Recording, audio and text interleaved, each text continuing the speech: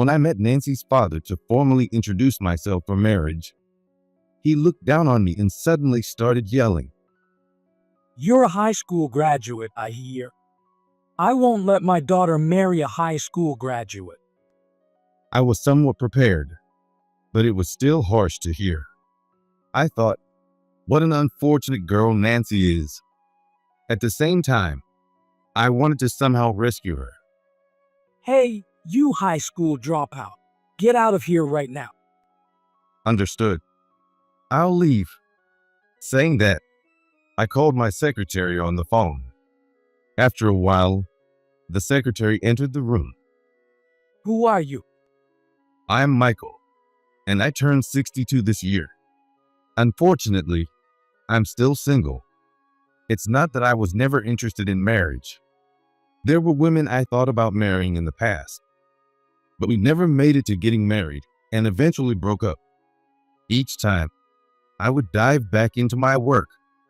Before I knew it, I had reached this age, to be honest. Now, I'm more concerned about finishing up my time at the company rather than getting married. The company I'm currently with is performing quite poorly. Identifying the causes of the decline and turning things around is what I consider my final jobs. I joined this company 2 months ago.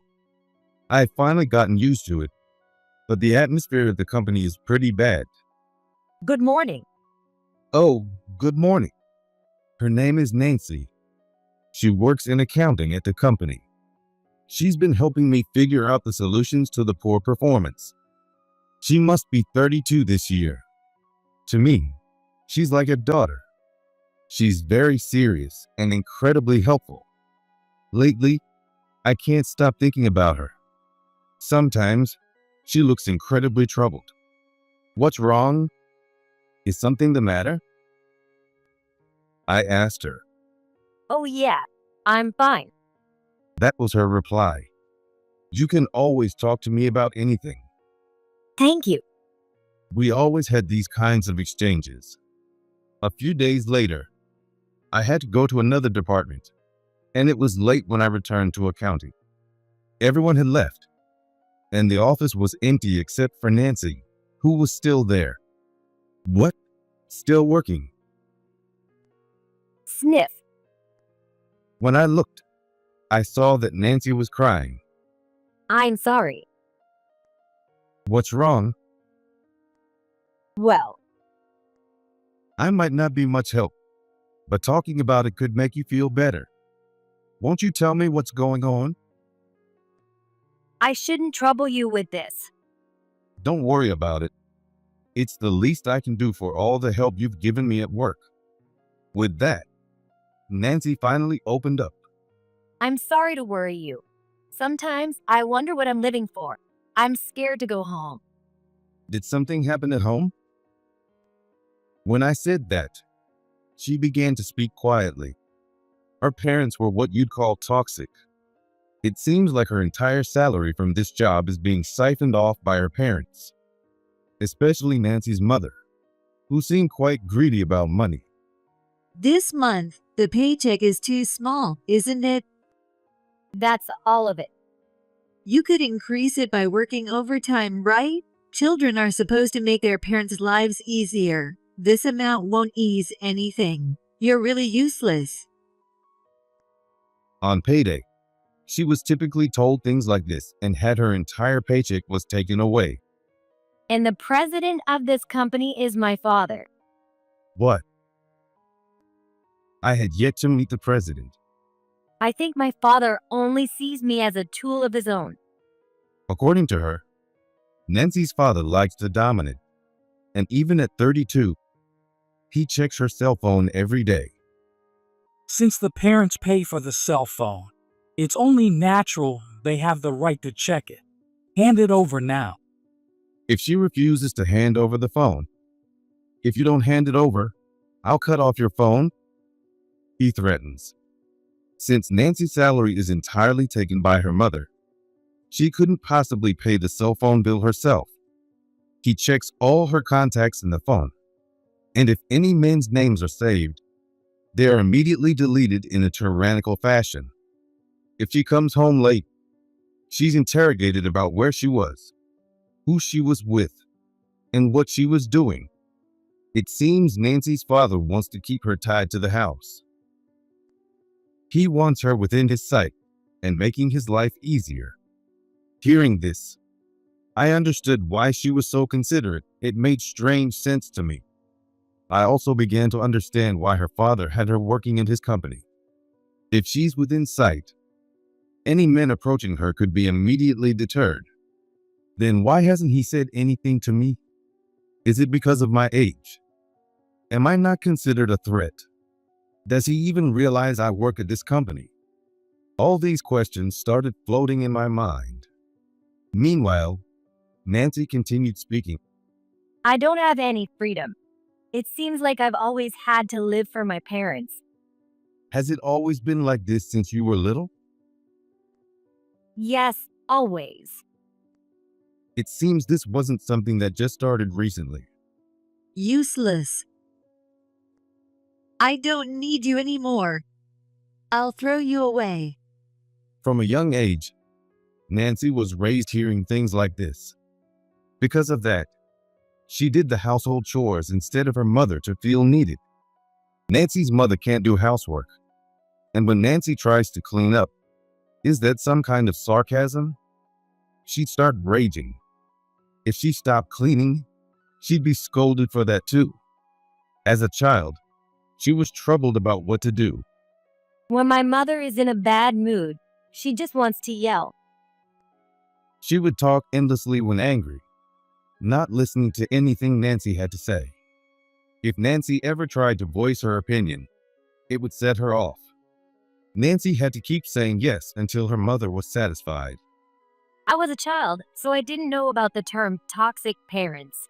I took everything my parents said as absolute, believing that everything that happened was my fault.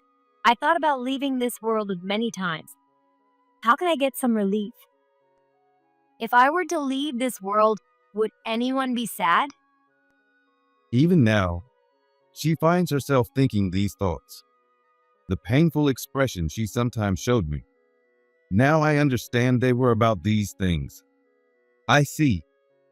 It's been tough, huh? And still is. Nancy was a bit teary-eyed. I do have a dream, even someone like me. What kind of dream? It's been my dream since elementary school to live on my own. To live alone? You're thinking, is that all, right? Well, yeah. My parents see me as nothing more than a maid, a cash cow. I want to get away from such people. I want my own time. Is it wrong for me to feel this way? Not at all. And I think it'll come true soon. What? Hearing Nancy's story made me think about how unfortunate she was.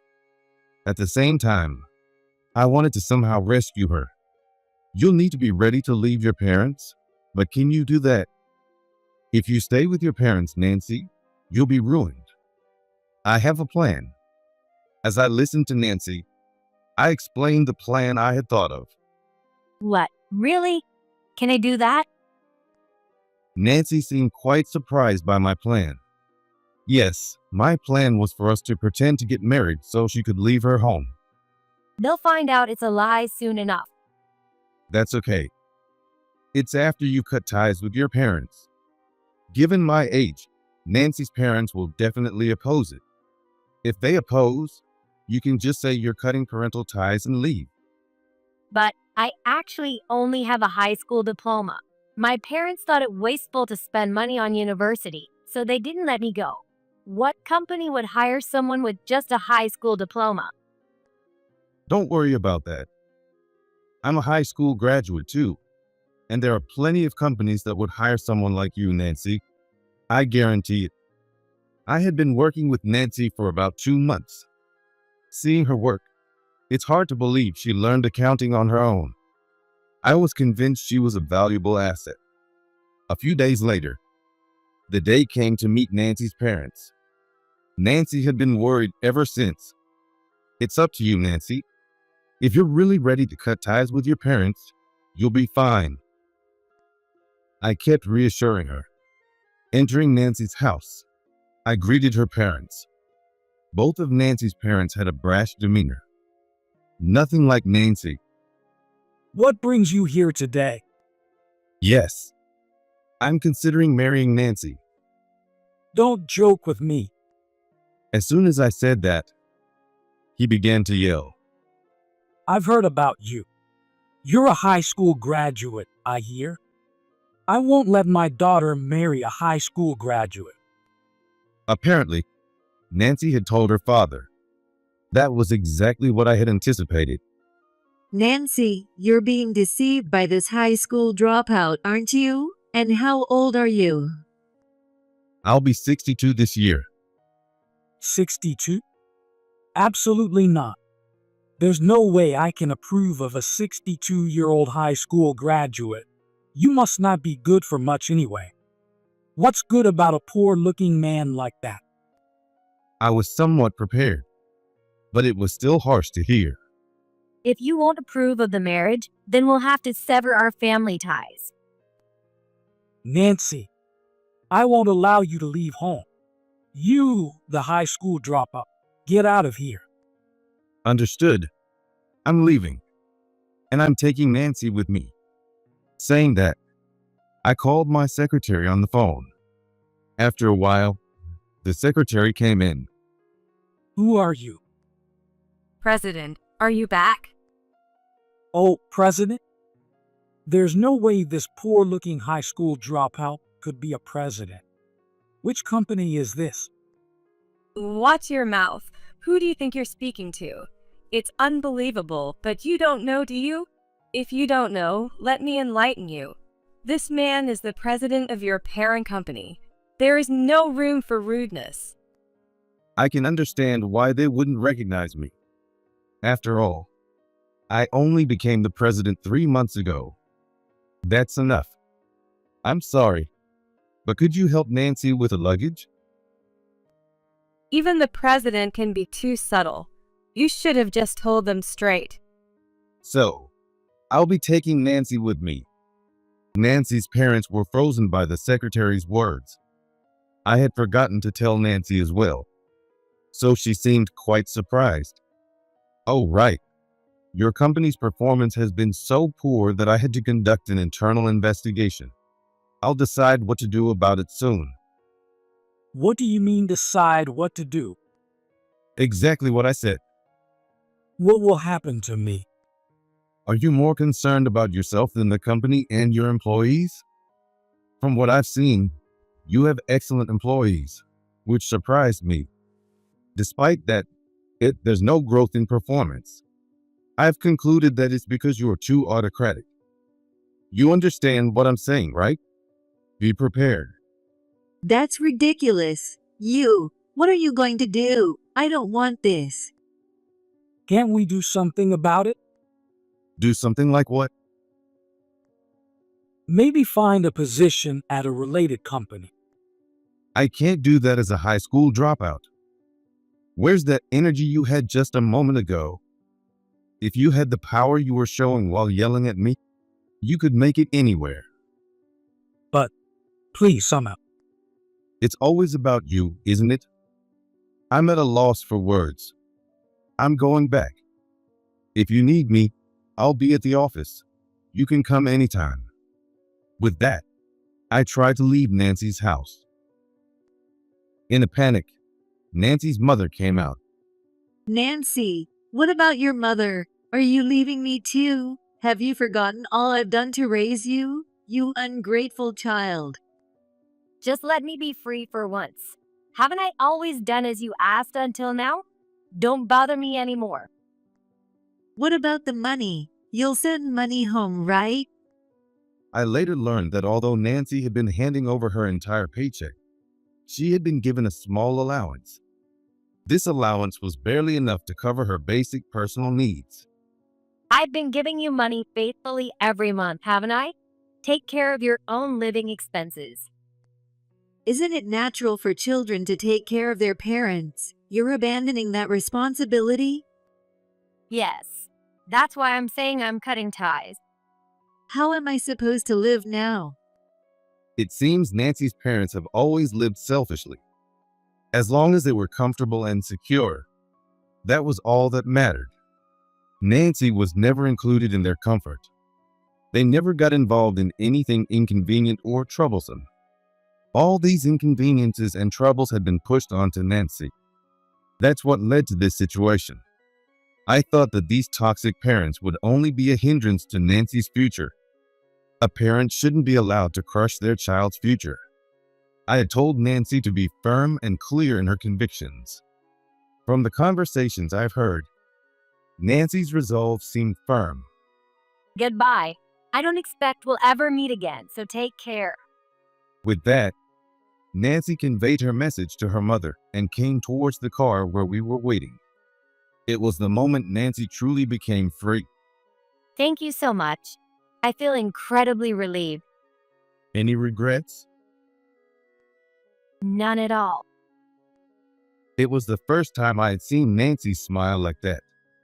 I felt it was worth enduring the harsh things Nancy's parents had said to me. Even I was hurt by being spoken to like that. Afterward, we headed to the apartment where Nancy would be living. I had already arranged a lease for Nancy's apartment beforehand. I had also prepared a new job for her. Really, thank you for everything. But I was surprised to learn that you, Michael, are the president of the parent company. I wasn't hiding it. There just wasn't a need to bring it up. From now on, you walk your own path in life. If you have troubles, I'm here to help. Saying this, I parted ways with Nancy. A few days later, Nancy's father came to the office. I apologize for my behavior the other day. You can do whatever you like with that girl. Please, don't give up on our company. His attitude had changed significantly from the other day. Doesn't he care about his own daughter? I thought about asking, but I refrained. Don't worry about your daughter. I'll support Nancy so she can live the life she desires. But as for the company, I informed Nancy's father that he would have to resign as president. In return, I promised to continue the business by covering the deficits. How about that? This way, the company can be saved and employees can be retained. That's good, isn't it? That is. Oh, what's the matter? I could see Nancy's father's complexion changing rapidly. I have worked tirelessly for the company. I cannot accept this outcome. I thought you might say that. Did you think I knew nothing? During my internal investigations at the subsidiary, I visited various departments and heard stories about the president. It seems you've been treating the company as your own personal property. The employees aren't here just for you. Even if I were you, I'd make the same decision. Nancy's father sank to his knees. What will you do? It might be best to comply gracefully. Abandoned by your daughter, haven't you reflected a bit? Stop looking down on people and using them. Nancy's father was completely dejected. But it didn't end there. Nancy's father was also under suspicion for embezzlement. He must have been hoarding quite a sum for himself. How long he had been embezzling money would soon be discovered. He probably didn't want to lose his position, enjoying the perks as long as he could. But such times cannot last forever. A few weeks later, Nancy's father was taken away by the police. I believe the police will uncover everything, and he will never be able to return to his former life. After having made so many people suffer, he must face the consequences. As for Nancy's mother, she disappeared around the same time her husband was taken by the police. Perhaps she realized she could no longer siphon money from her husband or daughter. I wondered if Nancy's mother might be holding on to the embezzled funds, but I decided to leave everything to the police. Just when everything seemed to have settled, one troubling thing occurred. When I returned home, Nancy was waiting at my doorstep. Welcome back. What? You came again? Haven't you had dinner yet? I came to cook. Honestly, I appreciated it, but I was concerned about what the neighbors might think with such a young woman frequently entering my house. But you said you'd marry me, didn't you? No, that was just a lie to get you out of that situation. What? That's terrible. You played with my feelings. It felt like I was being completely toyed with. Aren't I too old for you? That doesn't matter. She didn't seem to care at all about what I was saying. I couldn't tell anymore what was serious and what was a joke. Lately, she's been coming over almost every day. After a few months, there I was, living with Nancy. I had given in to her insistence. Isn't there someone more suitable for you? I found myself saying things that sounded like a father. Please don't ever say that again. She would get angry when I said that. You finally have your freedom. You should enjoy your life. I am enjoying my life. Being with you, Michael, is my choice. She said, and continued to take care of me diligently. Does it bother you? No, not really. I am actually quite grateful. But I want you to use your time for yourself. It is for myself. I want you to need me, Michael. Being with you, I feel at peace. When I'm with Nancy, people often think we're father and daughter, perhaps sensing how I felt. Nancy said, You worry too much about what others think. The world isn't going to make us happy, right? I've decided to seize my own happiness. Honestly, I'm perplexed by Nancy, but I think it's not too bad. I guess this must be happiness, as I'm beginning to feel it.